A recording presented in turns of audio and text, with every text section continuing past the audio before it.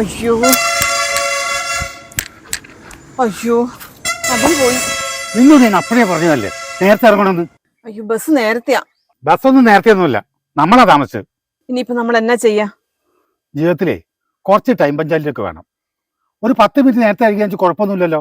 Train ഇനി കിട്ടുകയല്ല, എന്നാ ചെയ്യും? ഞാൻ എത്ര നേരമായി ഒരുങ്ങി നിൽക്കുന്നു. നമ്മളെ സൗകര്യത്തിൽ നിൽക്കുകയല്ല ട്രെയിനും ബസ്സും ഒന്നും. വലിയ ഓട്ടോയും കിട്ടുമായിരിക്കും ഇനി. ഓട്ടോ അല്ലെങ്കിലും അത്യാവശ്യമുള്ളപ്പോൾ ഒരു വണ്ടിയും കിട്ടുകയല്ല.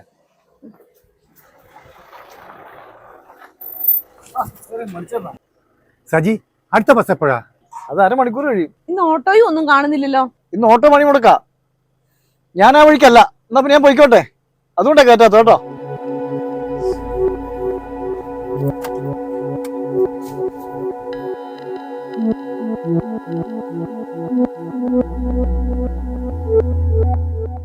അനിതേ, ജീവിതത്തിൽ കുറച്ച് ടൈം പഞ്ചാലിറ്റി ഒക്കെ വേണം.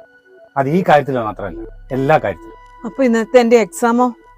ഞാൻ എത്ര മോഹിച്ച് കാത്തിരുന്നതെന്നറിയാവോ?